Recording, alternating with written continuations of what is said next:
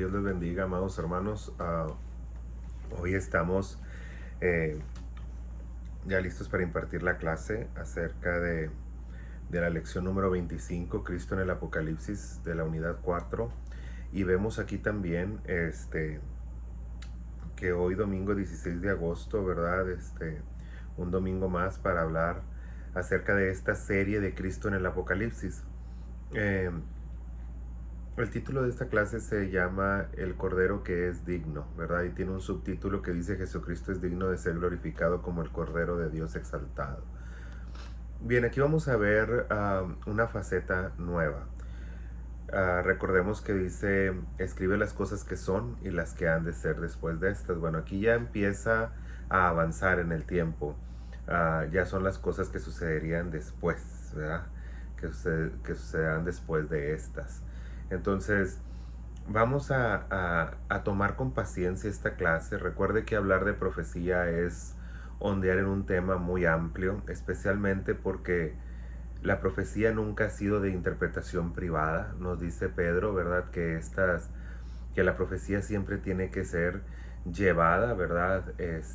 Y sometida a los diversos ministerios para que a través del Espíritu Santo en diversos ministerios, ¿verdad? Se pueda juzgar la palabra y pueda llegarse a una interpretación correcta. Uh, y aquí vamos a ver esto precisamente, ¿verdad? Que vamos a adentrarnos ahora a lo que es la apertura, finalmente la apertura del libro. Ha de saber que ese libro fue un misterio desde el Antiguo Testamento. El libro que vamos a hablar aquí dice que estaba escrito, ¿verdad? Por todos lados y estaba sellado. Entonces, vamos a ver a qué representa todo esto. Para poder entender un poco la profecía, recuerde que tenemos que entenderla desde la perspectiva de Juan. La profecía se le dio a Juan, no se le dio a los demás. Y Dios le dio esa profecía a Juan para que Juan la entendiera con las costumbres de él, para que la entendiera con el vocabulario de él, para que la entendiera con la manera de pensar de él, ¿verdad? Entonces, para poder entender un poco esta profecía, tendríamos que viajar a través del tiempo, ¿verdad? Ir a tiempos remotos y proyectarnos hasta el tiempo en el que Juan estaba en la isla de Patmos, hasta poder entender qué vocabulario se usaba en aquel entonces, cuáles eran las costumbres de la época, eh, qué tipo de cultura tenían. Tenemos que hacer todo un trasfondo cultural, ¿verdad? Y también acerca de la lengua, el léxico, la manera en que los usos y costumbres, ¿verdad? Los modos de cómo se hablaba, qué significaba una expresión. Y una vez ya teniendo esto, podemos empezar a entender el vocabulario que se usó para esta palabra y finalmente después darle el contexto bíblico, porque toda profecía está sujeta a la palabra de Dios que ya fue escrita. Entonces tenemos que ir a buscar la misma interpretación en la misma escritura, porque muchas veces nosotros podemos hacernos ideas. ¿Qué significará esto que está diciendo Apocalipsis? ¿Qué significará esto otro? Y usted puede decir, bueno, pues yo creo que significa esto por la manera en que habla, la manera en que se expresó, pero no. Ya hubo en el pasado, ¿verdad?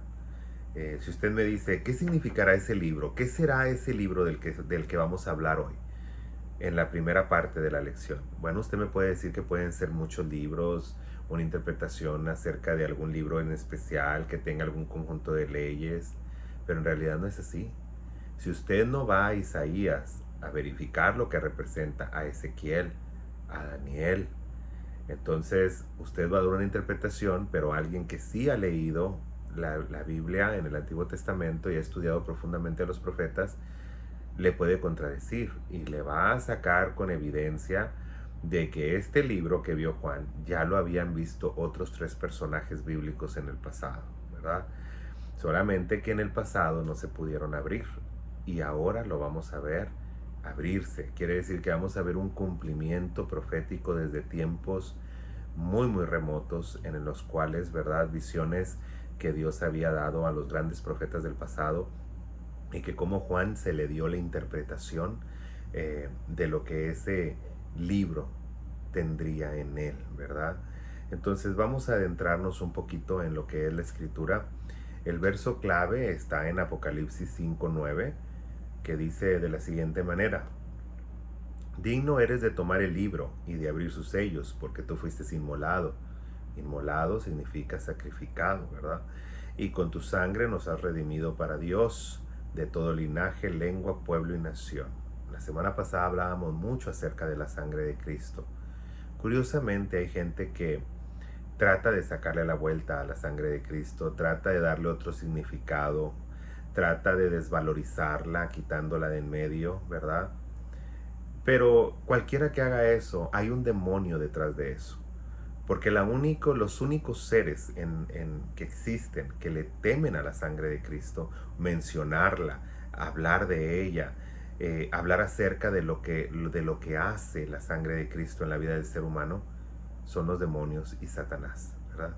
Así que si usted no tiene una buena opinión de la sangre de Cristo o no ha entendido acerca de la sangre de Cristo, yo le aconsejaría que mejor se reservara sus comentarios. Porque la sangre de Cristo es algo muy delicado, ¿verdad? Aquí nos dice que la sangre nos redime para Dios.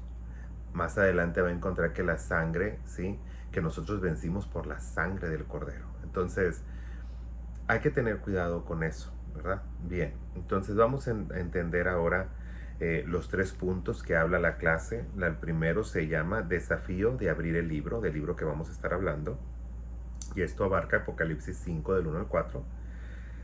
Posteriormente, el punto número 2 nos habla acerca de Jesucristo prevalece, Apocalipsis 5 del 5 al 8. Vamos a hablar de los 2 nombres que se le dan aquí, que es el león de la tribu de Judá y el Cordero de Dios. Y finalmente el punto número 3 nos habla de la adoración universal al Cordero, que es Apocalipsis 5 del 9 al 14. Como usted verá, vamos a abarcar el capítulo 5 de Apocalipsis. Entonces vamos a estar leyendo algunas porciones de este libro, pero sí me gustaría que mantuviera su Biblia abierta, ya que vamos a estar también recorriendo otros capítulos de diferentes libros de la Biblia, especialmente los profetas, ¿de acuerdo? Vamos a leer la lectura en clase, lo cual se encuentra en Apocalipsis capítulo 5, versos del 1 al 13. Dice de la siguiente manera: y vi en la mano derecha del que estaba sentado en el trono un libro escrito por dentro y por fuera, sellado con 7 sellos. Vamos a ir empezando a analizar un poquito acerca de la cultura y del trasfondo cultural de esto y del modismo en el que se está hablando. Cuando habla acerca, ¿verdad?, del que está sentado en el trono y tenía un libro en la derecha, al decir en la mano derecha, quiere decir que es muy importante, porque los libros, ¿sí?, en el pasado eran en forma de papiros y normalmente se escribían solamente de un lado, ¿sí? Del otro lado se enrollaba, ¿verdad? Se sellaban para darle autenticidad y normalmente el sello se hacía en frente de testigos. También al abrirse se hacía en frente de testigos. Y se hacía con el fin de que no hubiera, ¿verdad?, un malentendido o que el libro fuese falso. Hay que recordar que en el tiempo de Pablo estaban falsificando las cartas de Pablo, hasta el punto que Pablo dijo: no se dejen mover por carta ni por nada como si fuera de nosotros en cuanto a la venida del Señor. Posteriormente él dice: la salutación viene de mi propia mano, dando a entender que desde aquel entonces se falsificaban los documentos.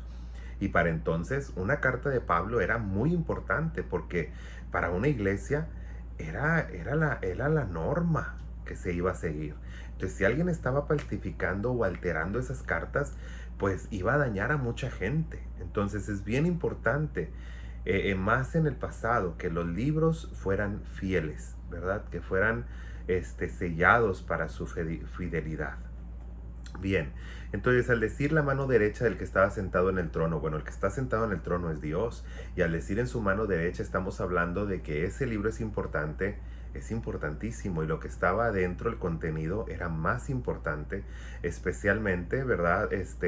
Hablando de la manera en que estaba sellado con 7 sellos, porque el 7 significa completo, significa que no carece de nada, significa que todo lo que se tenía que incluir en esta conversación, la incluía ese libro. Quiere decir que ahí estaba todo el contenido que se quería comunicar una vez que fuese abierto. Es importante saber también que dice aquí, ¿verdad? Más adelante, y vi un ángel fuerte que pregonaba a gran voz, quien es digno de abrir el libro y desatar sus sellos.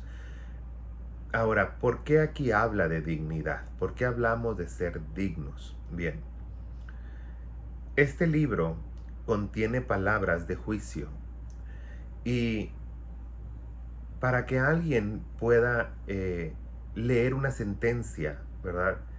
Necesita tener cierta facultad, como por ejemplo, usted cuando va a un tribunal en nuestros días, ahorita, en los tribunales hechos por el hombre, por la justicia, por el gobierno, cuando usted va a un tribunal, pues claro, está el fiscal, está también, ¿verdad?, el abogado defensor, está también, ¿verdad?, el acusado, está la persona demandante, está también, ¿verdad?, los testigos, está un juez y está también un grupo de ciudadanos, los cuales se llama jurado. Ellos van a determinar, ¿verdad?, en realidad ellos, ¿verdad?, los ciudadanos, van a determinar eh, si la información que les está llegando a ellos es fidedigna. Y si sí es fidedigna, basada en esa información, entonces van a tomar, ¿verdad?, votación para saber qué decisión va a tomar el pueblo en cuanto a esta persona, si se le va a juzgar de alguna manera o de otra.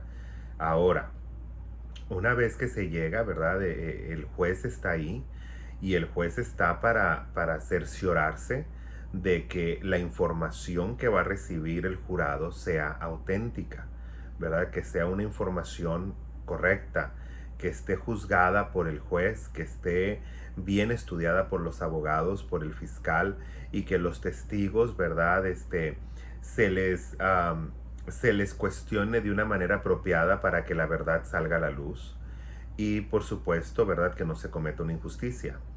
Entonces, incluso cuando ya se dio todo todas las pruebas, cuando ya se presentaron las pruebas, cuando ya se presentó la defensa, cuando ya se presentó la demanda, cuando ya los miembros del jurado han juzgado, ¿verdad?, lo que ellos consideran, de acuerdo a la información que recibieron y lo que se probó, vemos más adelante cómo el juez es quien realmente dicta la sentencia. Entonces, para poder llegar a esto, ¿verdad?, a una sentencia, ya sea para declarar libre o para declarar culpable a alguien, se pasa por mucho proceso, ¿verdad? Y hay múltiples testigos para llegar a la verdad.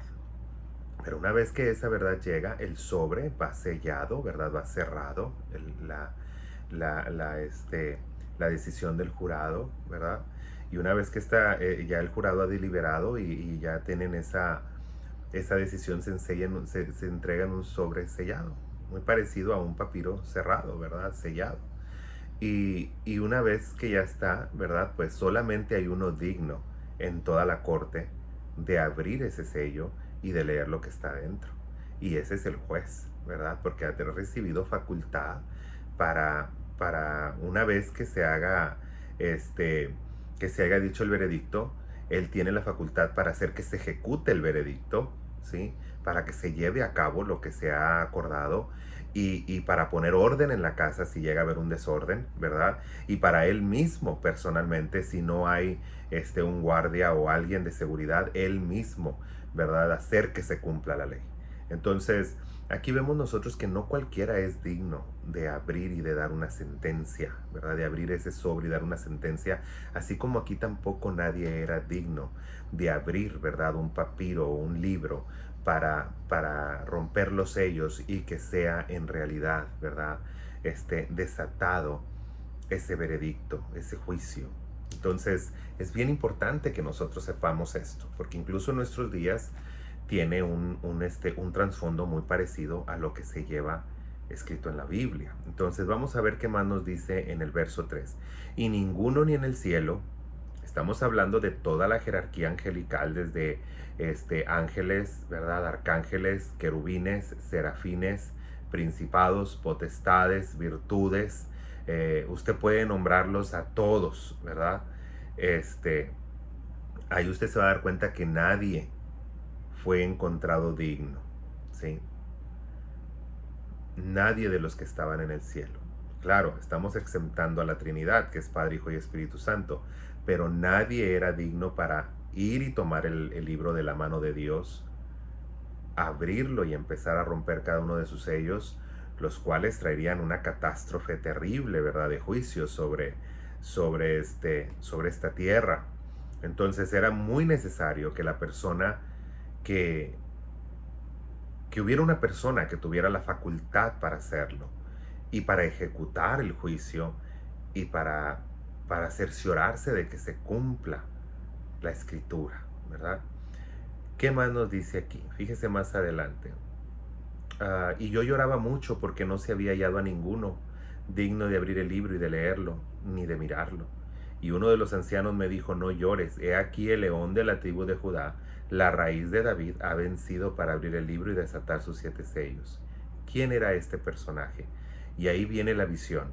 Y miré y vi en medio del trono y de los 4 seres vivientes, en medio de los ancianos, estaba de pie un cordero como inmolado, que tenía 7 cuernos y 7 ojos, los cuales son los 7 espíritus de Dios enviados por toda la tierra. Y vino y tomó el libro de la mano derecha del que estaba sentado en el trono, y cuando hubo tomado el libro, los 4 seres vivientes, los 24 ancianos, se postraron delante del Cordero. Todos tenían arpas y copas de oro llenas de incienso, que son las oraciones de los santos, y cantaban un nuevo cántico diciendo: digno eres de tomar el libro y de abrir sus sellos, porque tú fuiste inmolado y con tu sangre nos has redimido para Dios de todo linaje, lengua, pueblo y nación, y nos has hecho para nuestro Dios reyes y sacerdotes, y reinaremos sobre la tierra.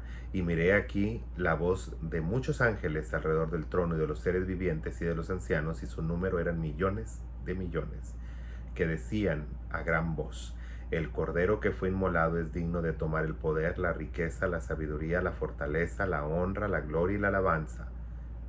Son 7 virtudes. Y de todo lo creado que está en el cielo y sobre la tierra y debajo de la tierra y en el mar y todas las cosas que en ellos hay, oí decir: el que está sentado en el trono y al Cordero que sea la alabanza, la gloria, el poder por todos los siglos de los siglos. Bien. Entonces aquí vamos a tener que considerar varios puntos. El primero, ¿verdad?, cuando habla acerca del león de la tribu de Judá, hablando: no hay uno mayor. El león representa realeza, representa, ¿verdad?, mayor que todas las otras bestias. Por ende, cuando dice león de la tribu de Judá, está hablando que desde los de la tribu de Judá, que representan a los reyes, no ha habido un rey, ni habrá otro rey como Jesucristo. Ni siquiera el David, que era el rey por excelencia, ni siquiera Salomón, que fue uno de los reyes más prósperos, ni siquiera, ¿verdad?, de los reyes que hicieron lo bueno, como Joás y todos ellos que hicieron lo bueno delante de Dios, ni uno es digno, porque ni uno fue en realidad, ¿verdad?, grande como lo es Jesucristo. Más adelante nos dice que es la raíz de David, ¿verdad?, y que ha vencido para abrir el libro. Él fue el que venció el pecado. Él fue quien clavó el acta de los decretos, ¿verdad?, en la cruz, y de esa manera le quitó a Satanás esa autoridad que Dios le había dado al hombre y que Satanás había recibido de parte del hombre por su debilidad. Entonces Jesucristo recupera todas las cosas, ¿verdad?, nos hace libres de nuevo, condena el pecado, y entonces Él ahora, dice Isaías 53, ahora Dios lo ha levantado hasta lo sumo, ¿verdad? Él dice que ahora le ha dado honra y majestad. Y luego más adelante dice Pablo: para que en el nombre de Jesús se doble toda rodilla de los que están en los cielos, en la tierra y debajo de la tierra, y toda lengua confiese que Jesús es el Señor, para honra de Dios Padre. Entonces nosotros vemos todas estas verdades, pero ¿qué es el libro? ¿Por qué no me acompaña para hablar acerca de este famoso libro? Quiero que me acompañe por favor a Isaías capítulo 29, y vamos a ondear ahí, y también vamos a ir a Ezequiel. Pero primero vamos a Isaías 29, 11 y 12. Y dice así Isaías 29, 11 y 12.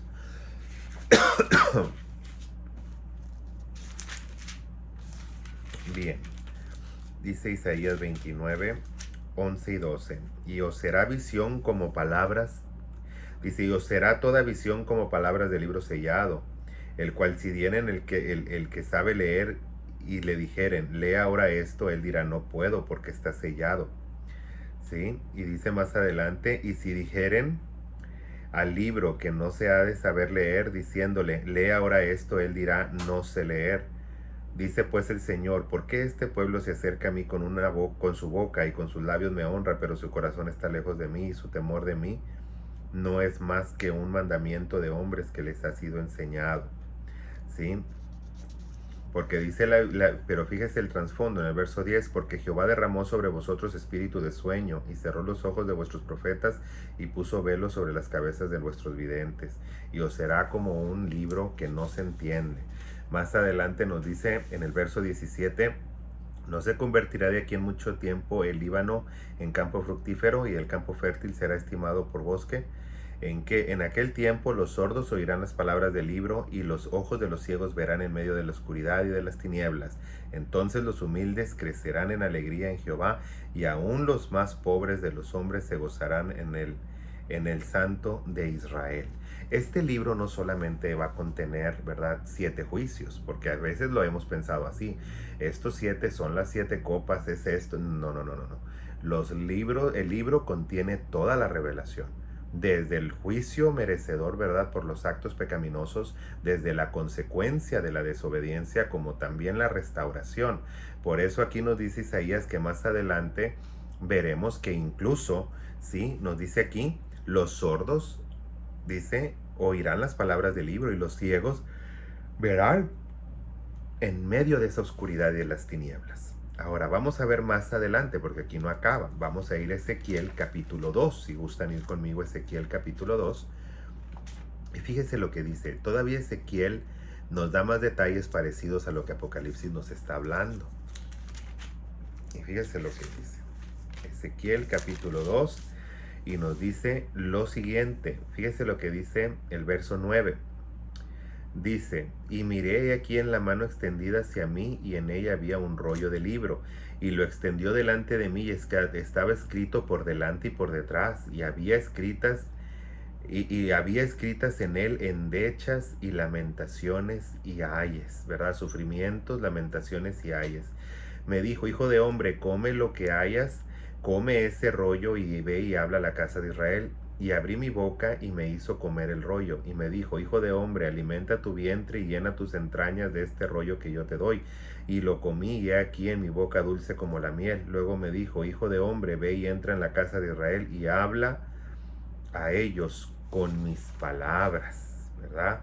Entonces aquí nos dice, sí, porque no eres enviado a pueblo fácil, de habla profunda, ni de lengua fácil, sino a la casa de Israel. Entonces estamos hablando de que este libro, sí, un libro profético, un libro lleno de la palabra de Dios, lleno de la verdad de Dios, ¿verdad? Muchas veces no se entiende. No se entiende porque a veces estamos cegados para entenderlo. Muchas veces no se ha encontrado a nadie digno. Si nosotros podemos ver aquí, en ninguna de las dos ocasiones, ¿sí?, el pueblo pudo entender el libro, ni siquiera lo pudo leer. De hecho, ni siquiera los mismos profetas. El profeta al principio dijo, no va a haber quien lo lea. Si tú le dices a alguien, léemelo, no va a haber quien lo lea. Si tú estás tratando de leerlo, no lo vas a entender ni lo vas a poder leer. Si nos vamos a Ezequiel, nos dice nuevamente, no lo pudo leer, tuvo que comerlo, ¿sí?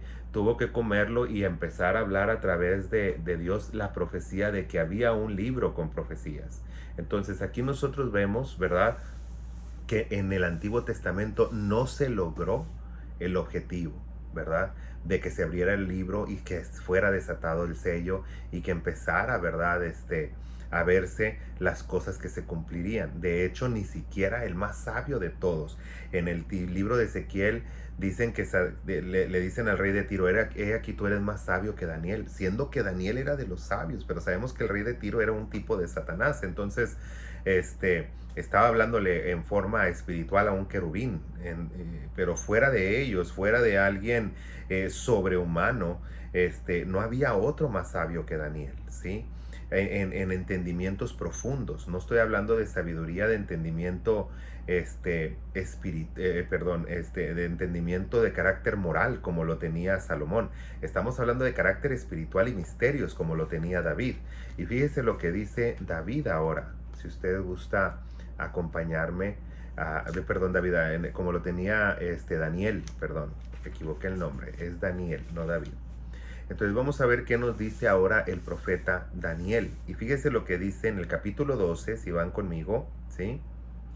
Dice en el verso 8, dice: yo oí, mas no entendí, y le dije: Señor mío, ¿cuál será el fin de todas estas cosas? Y respondió: anda, Daniel, que estas palabras están cerradas y selladas hasta el tiempo del fin. Muchos serán limpios y emblanquecidos y purificados, y los impíos procederán impíamente, y ninguno de los impíos entenderá, pero los entendidos comprenderán. ¿Sí? Entonces aquí nos dice: anda, Daniel, estas palabras están selladas y cerradas hasta el tiempo del fin. Quiere decir que nadie iba a poder entender el libro, ¿sí? El libro estaba cerrado. La profecía última, la profecía final, solamente la iba a entender el Cordero, y él era el único que iba a poder desatarlo, porque eso se le reservó a él. Y quiero que vaya conmigo de nuevo a Isaías y vamos a ver quién era Jesús. Fíjese lo que le voy a leer acerca de Isaías, capítulo 53. Y vamos a ver un poquito de Isaías 53, si me acompaña. Fíjese lo que dice: ¿quién ha creído a nuestro anuncio, y sobre quién se ha manifestado el brazo de Jehová? Cuando dice el brazo de Jehová, habla de poder, ¿sí? Lo podemos ver desde el libro de Números, cuando le dice: ¿acaso mi brazo se ha cortado? Ahora verás si se te cumple mi palabra o no. Estaba diciéndole: ¿acaso mi poder es limitado? Ahora verás si se te cumple mi palabra o no. Entonces, cuando hablamos del brazo de Jehová, hablamos de su poder, ¿verdad? Sobre quién se manifestó el poder de Jehová, sobre quién habitó el espíritu de Jehová. Y fíjese lo que dice: subirá cual renuevo delante de él, como raíz de tierra seca, la raíz de David, ¿verdad? No hay parecer en él, ni hermosura le veremos, más inatractivo para que le deseemos. Despreciado y desechado entre los hombres, varón de dolores, experimentado en quebranto, y como que escondimos de él el rostro, fue menospreciado y no le estimamos. Ciertamente él llevó nuestras enfermedades y sufrió nuestros dolores, y nosotros le tuvimos por azotado, por herido de Dios y abatido. Mas él herido fue por nuestras rebeliones, molido por nuestros pecados. El castigo de nuestra paz fue sobre él, y por su llaga fuimos nosotros curados. Todos nosotros nos descarriamos como ovejas, cual se apartó por su camino, mas Jehová cargó en él el pecado de todos nosotros, ¿verdad? Ahí él venció el pecado, como dice la carta a los Colosenses, ¿verdad? Ahí dejó el decreto del pecado, lo clavó en la cruz. Angustiado él y afligido, no abrió su boca, como cordero fue llevado al matadero, como oveja delante de sus trasquiladores enmudeció y no abrió su boca, ¿verdad? Tal como lo dice también Salmo capítulo 22.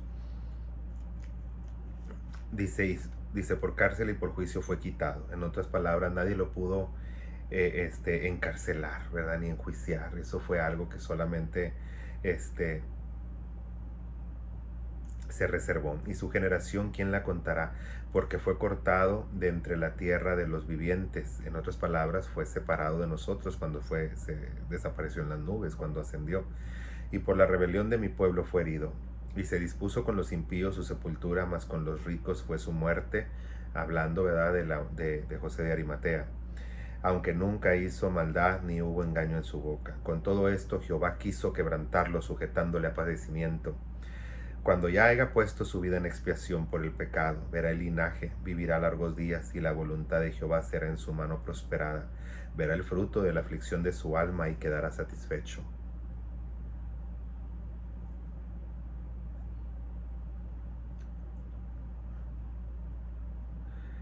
Él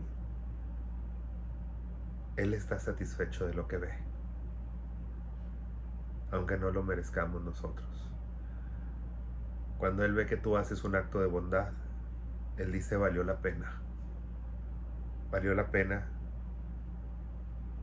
el haberme sujetado a quebranto y a padecimiento. Cuando Él ve que tú haces una obra de caridad, cuando tú ayudas a alguien, cuando tú le hablas a alguien de Jesucristo, Él dice valió la pena. Cuando Él ve que amas a tu esposa, que amas a tus hijos, provees para ellos, Él dice valió la pena. Cuando la mujer se somete a su marido, lo ama, lo respeta, se queda a cuidar a sus hijos o le ayuda en el trabajo, Él dice valió la pena. Cuando vemos una iglesia que ama a Dios, que sale a evangelizar y que ayuda al necesitado, Él dice valió la pena. Por tanto yo le daré parte con los grandes y con los fuertes repartirá despojos, por cuanto derramó su vida hasta la muerte y fue contado con los pecadores, habiendo Él llevado el pecado de muchos, llorando por los transgresores. Ese es Jesucristo. Por eso Él es digno, por todo esto. Cuando usted lee el capítulo 53 de Isaías, usted entiende que Él es digno. No hay nadie más. ¿Será usted digno de abrir un juicio? ¿Será usted digno de decir, ese se merece ir al infierno, ese se merece ir al cielo? Porque eso lo hacen mucho los cristianos. Es que los que se portan ahí se van a ir al infierno. Si viera qué mal me cae que digan eso. Porque no son bíblicos. Dice la Biblia que solamente Jesucristo es el único digno de abrir el libro del juicio para juzgar. Él es el único que puede decir, este se va al infierno, este se va al cielo. Él es el único. ¿Sí? Y nos lo dice en Mateo capítulo 25, cuando el rey se siente y juzgue, va a poner a los cabritos de un lado y va a poner a las ovejas del otro, y dirá, benditos de mi Padre, y ustedes al fuego eterno. Él es el único digno. Y todavía hasta en ese momento Él te dice, yo tengo misericordia de quien yo quiero tenerla. Si ese fue malo toda la vida, pero a mí me agradó, ¿a ti qué te importa? Si yo lo quiero salvar, ¿a ti qué? Yo me acabo de enterar ahorita, hace un momento, que una persona que yo conocía toda la vida vivió sin Cristo, y unas horas antes de morir aceptó a Cristo como su Salvador, derramó sus lágrimas y le pidió perdón a Dios y lloró como un niño. Y Dios le perdonó y pudo encontrar paz unas horas antes de morir. ¿Quiénes somos nosotros para juzgar a alguien? Si sabes que eso es eso habla acerca de los asalariados. No sé si se acuerdan ustedes de esa parábola. El Señor llegó temprano y le dijo a unos hombres, vengan, vamos a trabajar en mi huerta. Y le dijeron, ok, ¿cuánto nos pagas? ¿Les parece bien 2 monedas de plata? Sí, nos parece muy bien. Más adelante, a mediodía, va y consigue otros 2 hombres y les dice, hey, ¿quieren venir a trabajar a mi huerta? Sí, ¿por cuánto me ayudan? 2 monedas de plata, ¿le parece bien? Sí, me parece bien, vénganse a trabajar. Y luego llega uno, una hora antes de que acabe el día, y le dice, ¿vienes a trabajar a mi huerta? Sí, claro que sí. ¿Cuánto me va a pagar? ¿Te parecen bien 2 monedas de plata? Sí, claro que sí. Y los que habían llegado en la mañana y al mediodía venían enojados. Oye, Señor, nosotros hemos estado todo el día aquí en el solazo. Todo el día. Y viene una hora antes de que se acabe el día, ya cuando ya cayó el sol y está fresco. Y le pagan lo mismo que a nosotros. Entonces el Señor le dice, a ver un momento. Yo cuando los busqué, yo les pregunté si querían trabajar y ustedes me dijeron que sí. Yo les pregunté cuánto querían ganar y ustedes me dijeron el sueldo que querían y se los pagué. Igual manera hice con ustedes, los que llegaron a mediodía. Igual manera algo con él, con el que llegó al último. ¿Cuál es el problema? Es mi dinero. Yo le doy a quien yo quiero. Y yo le pago como yo quiero a quien yo quiero. ¿Sí? Entonces, ¿por qué nos enojamos por lo que no es de nosotros? Usted está peleando algo que no es de usted. La salvación no es de usted. Se la regaló Cristo. ¿Sí? El cielo no es de usted. Es el trono de Dios. Y si Él quiere tener allá a la gente o no, es asunto de Él. Jesucristo todo el día está intercediendo por nosotros, todos los días. Entonces, No nos apropiemos de algo. No digamos, esta denominación no va a ir hacia el cielo, nosotros sí, aquellos no van a ser salvos, yo sí, porque la salvación no es ni usted ni de ninguna denominación. La salvación es de Dios. Y Él tiene misericordia de quien Él quiere tenerla. Y si nosotros llevamos 20, 40, 50 años de cristianos, ¿sí? Y otro lleva 5 años y el otro tiene un día de cristiano y Cristo vino ese día, todos nos vamos a donde mismo y a todos se nos va a dar la misma paga y todos vamos a estar en el mismo lugar y vamos a disfrutar de todo. Y usted puede decir, ¿cómo? Pues entonces hubiera pecado toda mi vida si me voy a salvar al final. No, porque eso tú no tienes garantía. Así se dieron las cosas y así se van a dar con mucha gente distinta. Pero Dios lo que quiere que entiendas es de que lo que es de Él, Él se lo da a quien Él quiere. ¿Sí? Para empezar, la salvación solamente era de los judíos. Usted y yo somos personas adheridas, somos ramas injertadas. Somos personas que alcanzamos salvación porque ellos la rechazaron. Sí sabías, ¿verdad? Sí sabías que si los judíos hubieran creído no hubiéramos alcanzado nosotros nada. Dale gracias a Dios toda la vida que el judío no creyó. Porque cuando Jesucristo vio que no creyeron, dijo, bueno, entonces ahora sí, salgan a todas partes. Porque yo vine a los míos yo vine a lo mío y los míos me rechazaron. Mas a todos los que crean en mí, les daré potestad de ser hijos de Dios. Él vino a lo suyo, vino a predicar y a cumplir la palabra. Los suyos no creyeron. Entonces, todos los que creemos nos dieron la autoridad de ser llamados ramas injertadas. Así nos dice Pablo. Nos dieron autoridad para ser adoptivos. Entonces dale gracias a Dios. Porque tú no tenías casa, ni yo tampoco. No teníamos nada. Vivíamos a la intemperie. Éramos mendigos allá afuera. Pero el judío se le invitó a una fiesta y él no quiso ir. Entonces el dueño de la casa dijo, traigan a todos los que vean ahí en la calle, todos los que están ahí inválidos, los mendigos, los enfermos, tráiganselos a todos porque no se va a tirar esta comida. En otras palabras, el sacrificio de Jesucristo no va a ser en balde. Si el sacrificio se hizo para alguien y no lo quiso, entonces ve por todos los que sí lo quieran, porque no va a ser en balde. De eso se trata. Así que a la otra que tú digas, es que estos se portan mal y se van en el infierno porque la muchacha anda vestida así, que porque el muchacho es así, y el otro dice así, y el otro habla así, a ti no te importa y no te toca. ¿Sí?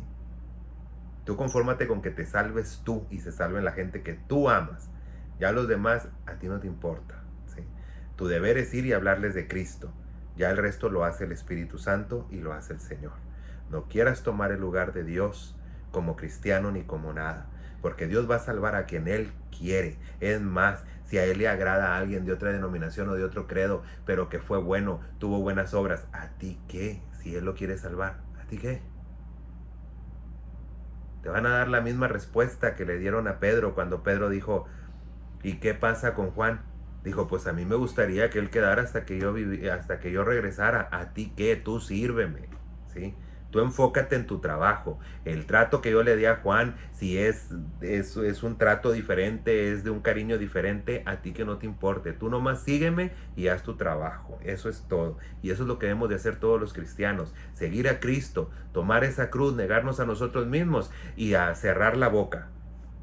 Nomás la debemos de abrir para ir y hablarle a la gente de Cristo, no para estar criticando a los demás ni para decir que este se va al cielo o al infierno, porque el único que puede decir eso es el que tiene la facultad para hacerlo.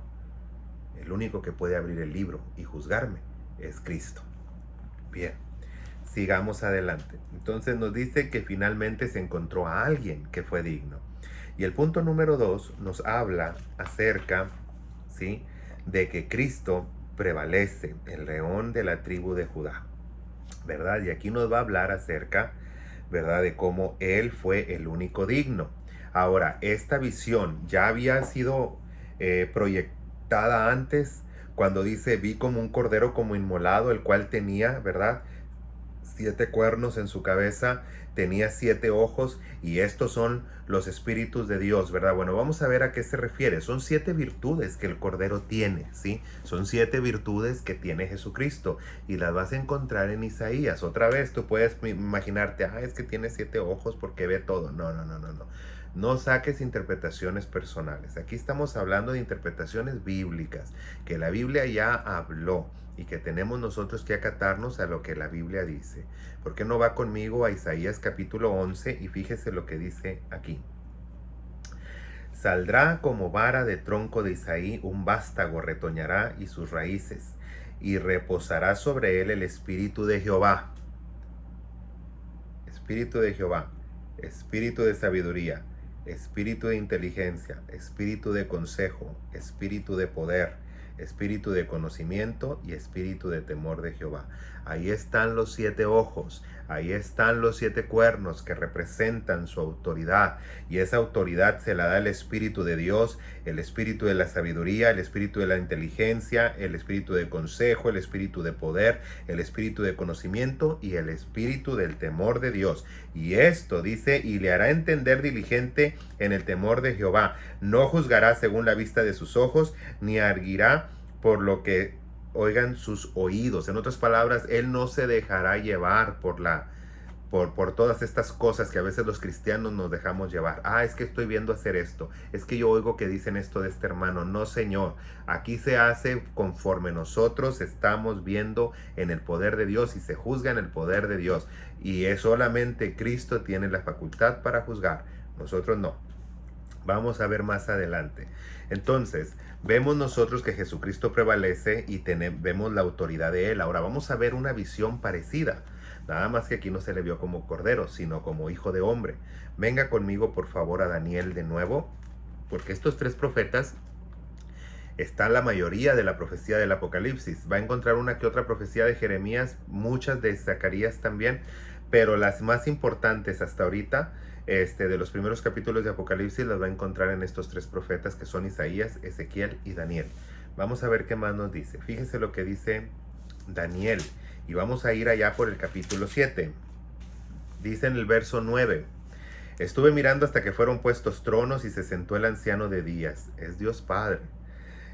Dice, cuyo vestido era blanco como la nieve y el pelo de su cabeza como lana limpia, y su trono llama de fuego y las ruedas del mismo fuego ardiente. Y ahí nos dice, ¿verdad?, cómo era todo lo que estaba alrededor de él. Pero fíjese lo que dice aquí más adelante, verso 13. Miraba yo en la visión de la noche, y aquí con las nubes del viento, hablando de autoridad y divinidad. Dice lo siguiente, dice, con las alas del viento, dice, perdón, las nubes del cielo venían como, dice, perdón, déjenme leerlo de nuevo. Miraba yo en la visión de noche, y aquí con las nubes del cielo venía como un hijo de hombre, que vino hasta el anciano de días, y le hicieron acercarse delante de él, y le fue dado dominio, gloria y reino, para que todos los pueblos, naciones y lenguas le sirvan. Su dominio es dominio eterno, que nunca pasará, y su reino uno que no será destruido. Ahora, mírelo paralelamente con lo que acabamos de leer. Fíjese lo que acabamos de leer. Y dice lo siguiente: y cuando hubo tomado el libro, los 4 seres vivientes y los 4 ancianos se postraron delante del Cordero, que tenía las arpas y copas de oro llenas de incienso, con lo que son las oraciones de los santos, y cantaban un cántico nuevo diciendo, digno eres de tomar el libro y abrir sus sellos, porque fuiste inmolado, y con tu sangre nos has redimido para Dios de todo linaje, lengua, pueblo y nación. Muy parecido, ¿verdad? Y le fue dado dominio, gloria y reino, para que todos los pueblos, naciones y lenguas le sirvan. Y dice más adelante, y nos has hecho para nuestro Dios reyes y sacerdotes, y reinaremos sobre la tierra. ¿Sí? Y luego dice, y oí que decían, el Cordero que fue inmolado es digno de recibir el poder, la riqueza, la sabiduría, la fortaleza, la honra, la gloria y la alabanza. Y se le dio dado gloria, reino, para que todas las naciones le sirvan. Es lo mismo. Esa visión que estaba teniendo, ¿verdad? Que estaba teniendo Juan en el Apocalipsis, ya la había tenido Daniel, solamente que es como si fueran los evangelios que Juan te lo explica de una manera, Mateo de otra, Marcos de otra y Lucas de otra, pero en realidad es lo mismo y es así igual. Usted va a encontrar lo mismo en Isaías, Ezequiel, Daniel, Jeremías, Zacarías y en el Apocalipsis. Es lo mismo, nada más que se cuenta de una manera distinta, porque cada quien puso atención en algo distinto. Ahora vamos a ver más adelante. Nos dice más adelante, ya al final, ¿verdad? La adoración universal del Cordero. Y aquí vamos a ver nosotros, dice, debido a que el triunfo de Cristo está consumado, toda la creación se une a la adoración. Ahora, usted dice, bueno, hay un misterio aquí. ¿Por qué dice Apocalipsis que el Cordero va a desatar los sellos, va a desatar los juicios? Porque así es, hermano. Jesucristo es el único que puede desatarlo, ¿sí? Solamente el que tiene la facultad y el que es dueño de. Dice la Escritura, porque Él es la imagen del Dios invisible, el primogénito de toda la creación. Dice, porque por Él todas las cosas existen y subsisten, ¿verdad? Sean principados, todo fue creado por Él y por medio de Él y para Él, ¿sí? Él lo creó, para sí mismo lo creó, ¿sí? Y Él mismo, dice, fue creado, fíjate, es más, vamos a leerlo para que lo podamos entender, porque así ya les digo detalladamente, está en Colosenses, si quiere ir conmigo a Colosenses, y fíjese lo que dice el verso 15 del capítulo 1, 15. Verso 15 de Colosenses. Él es la imagen del Dios invisible, el primogénito de toda la creación, porque en Él fueron creadas todas las cosas. O sea, Dios las creó junto con Él, ¿verdad? Pero en Él fueron, o sea, Él, de Él, en Él fueron creadas. Dice, las que hay en los cielos, las que hay en la tierra, visibles e invisibles, sean tronos, dominios, potestades. Todo fue creado por medio de Él y para Él, ¿sí? Él lo creó y lo creó para sí mismo, ¿sí? Entonces quiere decir que el Señor creó todas las cosas. Jesucristo lo creó. No sé si usted ha oído cuando dice, en el principio creó Dios los cielos y la tierra. Ese es un gran debate. Porque cuando la palabra dice creó ahí, cuando dice en el principio creó Dios, ¿sí? Ahí dice, creó Dios y creó los cielos y la tierra. Ahí hay un debate, porque ahí en el original hay una palabra muy distinta. Crear ahí habla de bara, ¿sí? Bara, que significa crear de la nada. Y la primera vez cuando dice el principio creó, no dice en el principio, dice el principio. ¿Quién es el principio? Y luego dice emanó, no dice creó, dice emanó el original. De él emanó Dios, de él emanó Elohim. ¿Quién es Elohim? ¿Quién es el principio y quién es Elohim? ¿Y por qué dice emanó en lugar de crear? Emanó significa que es lo mismo, es como tú no creas a tus hijos. Ellos son tu esencia, son carne de tu carne y sangre de tu sangre, son de ti mismo, nació de ti. Nació de lo que tú eres como ser humano y de lo que es tu mujer como ser humano. Nada más que aquí nació de lo que era la esencia del principio. ¿Quién es el principio? Por eso es que yo les digo, si la Trinidad existe, sí. ¿Es igual Padre, Hijo y Espíritu Santo? Sí. Porque son de la misma esencia. ¿Sí? Por eso cuando dice, es que aquí dice que Jesucristo, y por eso se pelean las denominaciones, es que aquí dice Jesucristo fue creado. No. Lee bien y lee en el vocabulario original. Ahí dice emanó. Quiere decir que de él es como si yo me quito algo dentro de mí y de aquí te digo, mira, esto es mi hijo ahora. Pues no es mi hijo, ¿sí? Es parte de mi vida, es parte de lo que yo soy. No lo estoy creando de otra cosa o no está saliendo de otra cosa ajena, está saliendo de mi esencia, ¿sí? Entonces, por eso él le llama hijo. Es como tú no le vas a llamar hijo al hijo de tu vecino o a un perro o a un gato. Tú le llamas hijo a la unión del coito entre tu esposa y tú, en el momento en el que ese esperma llega al óvulo y que se genera, ¿sí?, la explosión de vida, ¿sí? Creada por Dios mismo, que ahí está la semilla de Dios creada, ¿verdad? Y cuando nosotros decimos, ahí está, tú no puedes decir, yo crié a este niño. No, porque no lo creaste tú. Es una emanación de ti, que tiene tu misma sangre y la sangre de tu mujer tiene tu carne, tiene la carne de ella. Cuando crezca lo vas a ver que unos años se parece a ella, otros años a ti, hasta que ya se madure y vas a encontrarle que se parece a ella y a ti, porque es una emanación de ti. Así es Cristo, ¿sí? Y la esencia del Espíritu Santo. ¿Lo quieres entender de una manera más profunda? Bueno, nosotros somos seres tripartitos y somos uno solo, ¿no? Yo Jesús, soy espíritu, alma y cuerpo. Bueno, ellos son iguales. Uno es espíritu, uno es alma y el otro se manifestó en cuerpo. Entonces, aquí es donde nosotros tenemos que ver, ¿verdad? Que Dios nos hizo a su imagen y conforme a su semejanza. Quiere decir que nos hizo igual a Él, a como Él es, ¿sí?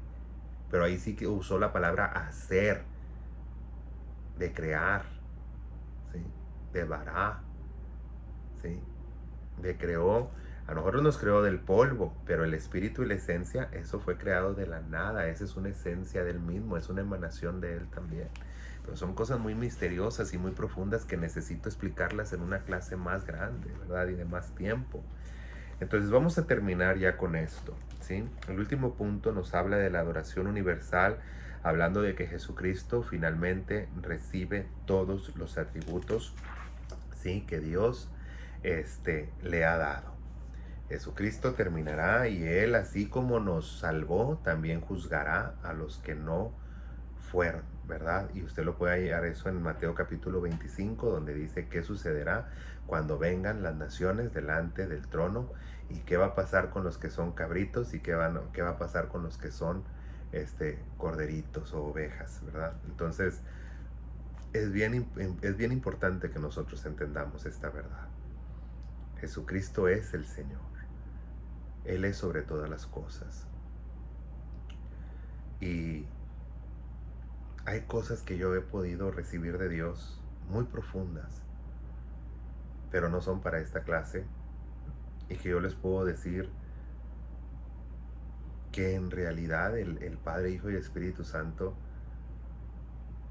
son algo más allá de toda nuestra comprensión. Ellos trataron de ponerlo en la ley, en los profetas, en los evangelios, en las cartas de Pablo, en las cartas de los apóstoles. Han tratado de proyectar quiénes ellos son realmente. Y podemos entender mucho gracias a Jesucristo, porque en el pasado era un poquito más, estaba el velo todavía puesto, pero Jesucristo vino a quitar ese velo y a enseñarnos muchas cosas, y a través de la revelación que dio a sus apóstoles, nos abrieron mucho más, ampliaron el panorama para poder entender un poco de lo que ellos son. Pero todavía tenemos el mismo sello. Las cosas reveladas le pertenecen a los hombres, mas las ocultas les pertenecen a Dios. Y la única manera de recibir esas revelaciones ocultas nos la da Jeremías. Clama a mí, yo te responderé y te enseñaré cosas grandes y ocultas que tú no conoces. Entonces nosotros vemos que Dios ha estado planeando esto desde un principio, que nosotros podamos creer en Él, podamos entenderlo, saber quién es. En una ocasión, lo he compartido antes, mientras que yo estaba en mi oración, oía al Espíritu Santo hablar melodiosamente, hablaba a mi oído, y yo sentía que estaba ahí presente. Lo oía como que hablaba con alguien más, no conmigo. Era como si mi oído se hubiera abierto y yo podía escuchar que él hablaba con alguien más. Y decía, él nos está escuchando. Él está orando, pero nos está escuchando mis palabras. Y yo nomás lo oía hablar a él, no oía hablar al otro ser, pero yo sabía que era el Espíritu Santo porque su voz es muy diferente. Y él tiene emociones. Si tú le hablas mal, él se va a entristecer. Si tú dices algo, lo puedes hacer reír o lo puedes hacer sentirse triste. A veces lo he oído enojado. Pero él tiene esa capacidad, esas emociones.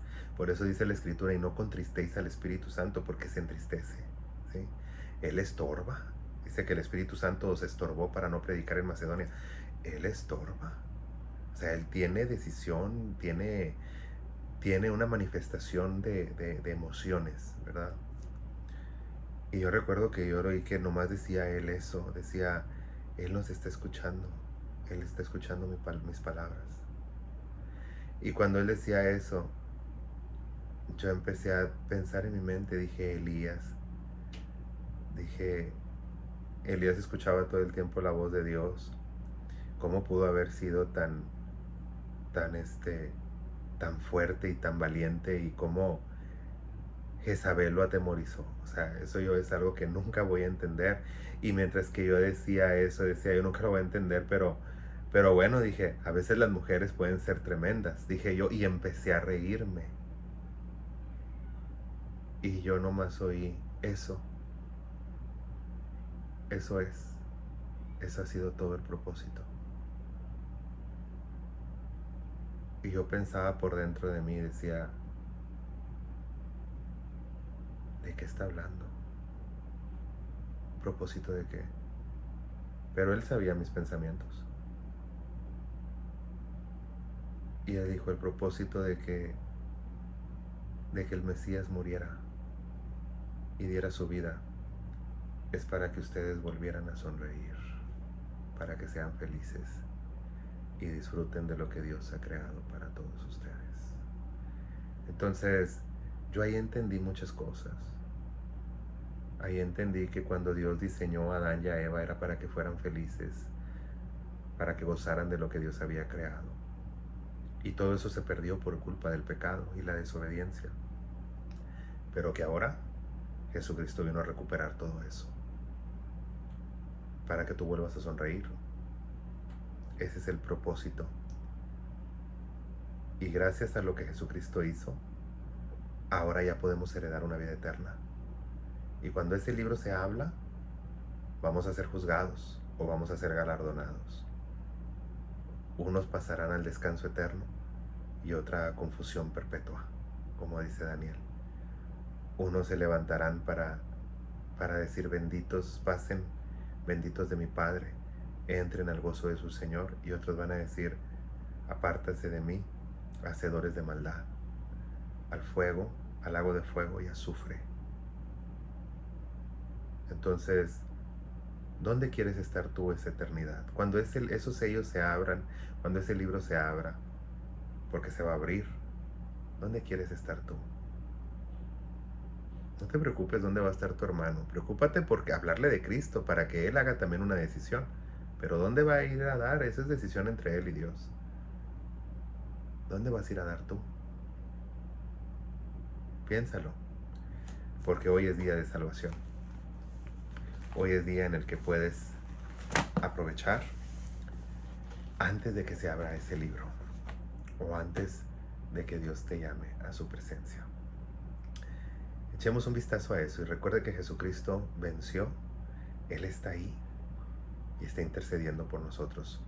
Pero Él es el único merecedor de toda la honra y de toda la gloria para siempre. Así que cada que usted se levante, cada que usted ande en el día caminando, en su trabajo, cada que usted se vaya a acostar, dígale, bendito eres, Señor, y tú eres digno de recibir toda la honra, la gloria y la alabanza para siempre. Porque gracias a ti, yo tengo una esperanza de salvación. Dios les bendiga, hermanos.